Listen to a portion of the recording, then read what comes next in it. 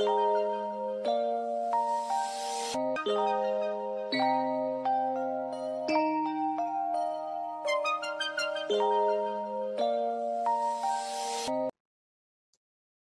ఓం. ఈరోజు third I గురించి తెలుసుకుందాం. థర్డ్ ఐ అంటే దీన్ని దివ్యచక్షువు, జ్ఞాననేత్రం ఇలా సంబోధిస్తుంటారు. ఇప్పుడు మనకి 2 కళ్ళు ఉన్నాయి, వీటిని చర్మచక్షువులు అంటారు. ఈ చర్మచక్షువులకి మనకు కనిపించేవి, కానీ మనకు కనిపించింది ఇంకొక కన్ను ఉంది, అదే 3వ కన్ను, థర్డ్ ఐ. దాన్నే దివ్యచక్షువు, జ్ఞాననేత్రం అంటారు. అయితే ఆ 3వ కన్ను అనేది ప్రతి ఒక్కరు కలిగి ఉన్నారు, కానీ వారికి ఆ విషయం తెలియదు. దాన్ని, ఆ థర్డ్ ఐని మనం ఓపెన్ చేసుకోగలిగితే మనం భవిష్యత్తుని చూడొచ్చు, అలాగే పాస్ట్ని చూడొచ్చు. పాస్ట్ని అంటే మన యొక్క ముందు జన్మల్ని చూడొచ్చు, అలాగే భవిష్యత్తులో జరగబోయే సంఘటనల్ని చూడొచ్చు. వీటి వల్ల ఉపయోగం ఉందా లేదా అనేది తర్వాత విషయం. అయితే ఆ పవర్స్ మన కాడ ఉంది అనే విషయాన్ని మనం గ్రహించవచ్చు. ఇప్పుడు అంటారు కదా, 6th సెన్స్ వాళ్ళలో బాగుంది అంటారు. అంటే మనకుండే ఈ పంచేంద్రియాలు, 5 సెన్సెస్, ఈ పంచేంద్రియాలకు అతీతంగా ఉండేదన్నమాట ఇది. ఈ 6th సెన్స్ అనేది అందరిలో ఉంది, కానీ దాన్ని మేల్కొల్పాలి. ఇది మేల్కొల్పితే మనం ప్రతి విషయం వివేకంగా, ఒక దార్శనిక దృష్టి, అంటే ఇప్పుడు అంటారు కదా విజన్ 2020, విజన్ 2047 అని ఇట్లా అంటున్నారు కదా మన ప్రైమ్ మినిస్టర్స్ అని. ఆ దార్శనిక దృష్టి అప్పటికి ఎలా ఉంటుంది అనే ఒక దార్శనిక దృష్టి మనకు అలవడుతుంది. దీనివల్ల మనం చక్కగా మంచి ప్రణాళికలు వేసుకోగలం మన భవిష్యత్తుకు సంబంధించి. కాబట్టి వివేకానంద అంటాడు, all powers with in you arise, awake, stop not till end of the reach of the cold అని. అంటే అన్ని శక్తులని నీలో ఉన్నాయి, వాటిని మేల్కొలుపు నీ లక్ష్యాన్ని చేరేంత వరకు అని. కాబట్టి మన లక్ష్యం చేరేదానికి ఈ థర్డ్ ఐని కూడా మనం ఉపయోగించుకోవచ్చు మేల్కొలిపితే. వాళ్ళు మనలో అంతర్గతంగా ఉన్న శక్తులన్నింటినీ కూడా జాగృతం చేసుకోగలిగారు, అందుకే చరిత్రను సృష్టించారు. ఈ అంతర్గత శక్తిని మేలుకొల్పాలి అంటే మనం కొన్ని సాధనలు చేయాలి, ధ్యానము, ప్రాణాయామం, అలాగా అంతర్ముఖ సాధనలు కొన్ని చేస్తే మనలో శక్తులు జాగృతం అవుతాయి. మన చిత్తాన్ని శుద్ధి చేసుకోవడం వల్ల మన ఉండే శక్తుల్ని తొందరగా మేల్కొల్పచ్చు.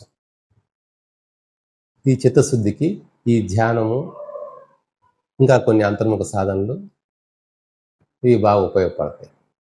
వీటి గురించి మనం తెలుసుకొని చక్కగా సాధన చేసుకున్నట్లయితే మనలో ఉండే ఈ అంతర్గత శక్తుల్ని, ఇన్నర్ పవర్స్ని జాగృతం చేయవచ్చు, మేల్కొల్పవచ్చు. అవే కొన్ని సిద్ధులు అంటారు కదా, అష్టసిద్ధులు, నవనిధులు. అష్టసిద్ధులు అంటే అనిమ, గరిమ, లఘు, గురు, ఇష్ట, కామ్య, ఈశత్వ, వశత్వ, ఈ సిద్ధులన్నీ ఉన్నాయి కదా నవనిధులని. ఇవన్నీ కూడా ఆటోమేటిక్గా సాధన చేసే కొన్ని మనలో జాగృతం అవుతూ ఉంటాయి, అంటే మేల్కోబడుతుంటాయి. కానీ ఇవన్నీ కూడా లోక కళ్యాణానికి మాత్రమే ఉపయోగించుకోవాలి. ఇవి పర్సనల్గా ఉపయోగించుకున్నట్లయితే రామకృష్ణ పరమహంస గారు అంటారు, వేసితో ముద్దులాట తగదు అని. చాలామంది ఆధ్యాత్మిక సాధకులు కూడా ఈ శక్తులు మాయలో పడిపోయి, వాళ్ళకేదో కొంత సాధన చేసిన వల్ల కొన్ని శక్తులు జాగృతం అయ్యి ఆ పవర్స్కి జనాలు అట్రాక్ట్ అయిపోయి ఆ మాయలో పడి వీళ్ళు కూడా మిగతా సాధన, జ్ఞానం వైపు ప్రయాణించకుండా ఆ శక్తులతో కొంతకాలం జరిగి ఆ తర్వాత ఆ శక్తులు సన్నగిలిపోతుంటాయి. అందుకే రామకృష్ణ పరమహంస గారు వేసితో ముద్దులాట తగదు అనేవాడు దీనికి ఉదాహరణగా. కాబట్టి ఆ సిద్ధులు జోలికి పోవలేదు, మనలో ఉండే అంతర్గత శక్తులు మనం తెలుసుకొని మన భవిష్యత్తుకు సంబంధించి మనం చక్కగా ఉపయోగించుకోవచ్చు. అయితే మనలో ఈ ఇన్నర్ పవర్స్ని మేల్కొల్పే ప్రయత్నంలో ఈ దివ్య చక్షు అనేది కూడా మనకి ఓపెన్ అవుతుంది. యోగులు, ఋషులు వీళ్ళు చెప్పినట్లుగా ఇప్పటి యొక్క ఎనర్జీ లెవెల్స్ని బట్టి ఒక 6 నెలలు చక్కగా ఈ ధ్యాన సాధనలు చేసినట్లయితే మనలో థర్డ్ ఐ అనేది ఓపెన్ అవుతుంది, దివ్య చక్షు అనేది ఓపెన్ అవుతుంది. దాని ద్వారా మనం మన గత జన్మలు తెలుసుకోవచ్చు. అయితే అవి తెలుసుకోవాల్సిన అవసరం ఉందా అంటే, ఇప్పుడు ఏది కూడా మన గత జన్మలను బట్టి ఇప్పుడు జరిగే ప్రారంధం ఇలా ఉంది అని తెలుసుకుంటాం. మన గత జన్మల కర్మల యొక్క ఫలితాలే ఇప్పుడు మనం అనుభవిస్తున్నాం అన్న విషయం తెలుసుకుంటాం. అయితే అప్పట్లో ఏం చేసామన్న విషయము ఈ దివ్య చక్షు ద్వారా మనం తెలుసుకున్నట్లయితే ఇప్పుడు దాన్ని సరి చేసుకోవడానికి దోహదపడుతుంది. సో ఆ కర్మల బారి నుండి కూడా మనం తప్పించుకోవడానికి అవకాశం ఉంటుంది. అలాగా మనకి ఈ ఋషులు వీళ్ళంతా ఏం చేశారంటే, అది ఏదైనా మంచి జరగనివ్వండి, చెడు జరగనివ్వండి, ఇప్పుడు మనకి ఇళ్ళలో జరుగుతుంటాయి కదా కొన్ని సంఘటనలు, ఎక్కువ ఆయుష్ లేకుండానే తక్కువ ఆయుష్తోనే కొందరు మరణిస్తుంటారు. ఎందుకు జరిగింది ఈ దుర్ఘటన అని ఆలోచిస్తుంటారు. వాళ్ళ యొక్క గత జన్మల కర్మ ఫలితాలు, ఈ రుణానుబంధాలు ఎంతవరకు ఉన్నాయో అంతవరకు ఆ విధంగా జరుగుతూ ఉంటాయి. కాబట్టి వీటిని తెలుసుకునేదానికి ఈ దివ్య చక్షు అనేది ఉపయోగపడుతుంది. ఇంతకుముందు ఋషులు, యోగులు అంటే ఏ సంఘటన జరిగినా కూడా వాళ్ళ యొక్క దివ్య చక్షుతో, ఆ దార్శనిక దృష్టితో ప్రతిదీ గ్రహించి తెలియజేసేవాళ్ళు అన్నమాట.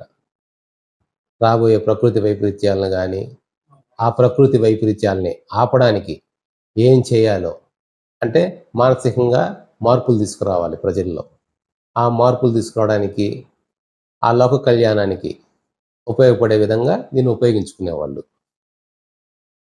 అంటే రాబోయే ఇబ్బందుల్ని గుర్తించి ఆ ఇబ్బందులు లేకుండా ఏం చేయాలో దానికి తగ్గట్లుగా చర్యలు తీసుకునేవాళ్ళు. సో వాళ్ళకు ఉండే ఆ దార్శనిక దృష్టిని బట్టి ఇప్పటికీ హిమాలయ యోగులు ఆ దివ్యశక్తితో గ్రహించి ఎక్కడెక్కడైతే ఇబ్బంది అవుతుందో ఆ ఊర్లోకి పోయి వాళ్ళ విధానం ద్వారా, కొందరు హోమాల రూపంలో, కొందరు ఈ తపశక్తి ధారపోయడంలో ఇలా చేసి ఎన్నో ఇబ్బందుల బారి నుండి తప్పిస్తుంటారు. కాబట్టి ఇప్పుడు మనం ఈ ధ్యాన సాధన పద్ధతి చేసిన వల్ల మనకు సంబంధించింది ఏదైనా కూడా ముందుగా చూసుకునే అవకాశం ఉంటుంది. ఇప్పుడు వీరబ్రహ్మం గారు ఈరోజు కూడా ఆయన చెప్పింది జరుగుతూ ఉంది. తిరుపతి వెంకన్న స్వామి గుడి మూసేయని 3 రోజులు అన్నారు. అందరూ అది ఎప్పుడు నిత్యం ఉంటుంది కదా అనుకున్నారు. మన కరోనా టైంలో జరిగింది కదా, అట్లా బ్రహ్మం గారు చెప్పు ఉన్నారు అంటున్నారు. అంటే ఆయనకి దివిచక్షు అంతగా ఓపెన్ అయింది. అంటే ఎన్నో సంవత్సరాలు భవిష్యత్తుని ముందుగానే చూడగలిగే కన్ను, అంత పెద్ద కన్ను ఉంది ఆయనకి. సాధారణంగా మొదట దివిచక్షు ఓపెన్ అయినప్పుడు ఒక 2-3 రోజుల్లో, ఒక వారం రోజులు జరిగే పరిస్థితులు మాత్రం కనిపిస్తుంటాయి. అలాగే వీళ్ళ సాధన అభ్యాసం చేత సాధన బలం పెరుగుతూ ఉంటే అలాగే ఆ తాడు అనేది కూడా పెద్దదవుతూ ఉంటుంది. అంటే వాళ్ళ యొక్క దార్శనిక దృష్టి అనేది చాలా లోతుగా ఉంటూ ఉంటుంది. ఈ పాల్ బ్రంటన్ అని ఆయన ఆంగ్లేయుడు. ఆయనకి ఎందుకో చిన్నప్పటి నుంచి ఇండియా అనే శబ్దం వినిపిస్తే ఆయన ఏదో వైబ్రేట్ అవుతుండేదట. అట్లాగే ఆయన పెరిగి పెద్ద అయిన తర్వాత ఇండియాకు రావాలనిపించడం, ఇక్కడ యోగులందరినీ కలుసుకోవడం, వాళ్ళ యొక్క ఈ శక్తి సామర్థ్యాలు అంటే తపశక్తి తెలుసుకోవడం, ఆయన గ్రహించే అన్నీ కూడా ఒక బుక్గా రాసి పెట్టారు. అట్లాగా ఆయన ఈ తాడైని, ఈ సూక్ష్మ శరీరయానాలని ఒక్కొక్క ఋషి దగ్గరికి పోయినప్పుడు ఒక్కొక్క అనుభవాన్ని చూసి ఆయన ఎంతో ఆశ్చర్యపోయి అవన్నీ కూడా ఆయన రాసిన పుస్తకాల్లో ఇవన్నీ కూడా నివేదించున్నారు. ఈ తాడై ఓపెన్ అవ్వడం అనేది, ఋషులు చెప్పిన విధానాలని, ఆయన తెలుసుకునే విధానాలని, ఇవన్నీ కూడా దీని గురించి డీటెయిల్గా అంటే ఆ పాల్పంటున్న పుస్తకాలు చదివినా కూడా మీకు ఇంకా డీటెయిల్గా తెలుస్తుంది. ఇది తెలుసుకోవడం వరకే, కానీ సాధన ద్వారా మాత్రమే మీరు దాన్ని జాగృతం చేయగలరు, ఆ దివ్య చక్షుని ఓపెన్ చేసుకోగలరు.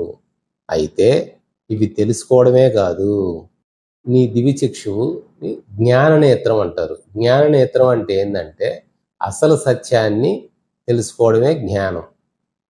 ఏందయ్య అసలు సత్యం అంటే నీవు ఈ శరీరం కాదు, నీవు ఆత్మస్వరూపుడివి అన్న విషయం తెలుసుకోవడమే జ్ఞానం. అది అనుభవపూర్వకంగా నీకు అందితే, నీ యొక్క ధ్యాన సాధన ద్వారా అది అనుభవంలోకి వస్తే శరీరం కాదు ఆత్మ అన్న విషయము, అదే జ్ఞానము, అదే జ్ఞాన నేత్రం. జ్ఞాన నేత్రం అని ఎందుకన్నారంటే అప్పటి నుంచి నీలో యొక్క యాటిట్యూడ్ అంటే నీ యొక్క దృష్టి, మనోవైఖరి మారుతుంది వ్యవహార శైలిలో. ఎప్పుడైతే జ్ఞాననేత్రంతో ప్రతిదీ చూడగలవో, ప్రతి దాంట్లో ఆనందాన్ని చూడగలవు, దుఃఖరాహిత్యం అనేది కలుగుతుంది, శోకరాహిత్యం అనేది కలుగుతుంది, భయం అనేది లేకుండా పోతుంది, నిర్భయంగా జీవించగలుగుతావు, ఆనందంగా జీవించగలుగుతావు. ప్రతి దాంట్లో ఈ ఆనందం చూడాలి అని అంటే నీలో ఆ జ్ఞాననేత్రం ఓపెన్ కావాలి. ఎప్పుడైతే ఈ సాధన ద్వారా నిన్ను నీవు తెలుసుకుంటావో, ఒరిజినల్ నీవు అంటే ఇప్పుడు అనుకుని నీవు నామరూపాలతో కూడుకున్న నీవు, పలానా పురుషుని పలానా స్త్రీని అని అలా కాకుండా ఎప్పుడైతే నిన్ను నీవు ఒరిజినల్గా తెలుసుకుంటావో, ఈ శరీరం కాదు ఆత్మ అన్న విషయాన్ని అనుభవపూర్వకంగా, అదే జ్ఞాననేత్రం. కాబట్టి ఈ ధ్యాన సాధనలు, ఈ అంతర్ముఖ సాధనల ద్వారా మీలోని ఆ జ్ఞాననేత్రాన్ని, ఆ దివిచక్షుని, ఆ థర్డ్ ఐని యాక్టివేట్ చేసుకొని ఆ దార్శనిక దృష్టిని పెంచుకొని, అలాగే మీ యొక్క యాటిట్యూడ్ అంటే నేను శరీరం కాదు ఆత్మ అనే యాటిట్యూడ్తో మీ జీవన వ్యవహారం జరిగే విధంగా, ప్రతి దాంట్లో ఆనందాన్ని వీక్షించే విధంగా కావాలని కోరుకుంటూ హరి ఓం తత్సత్.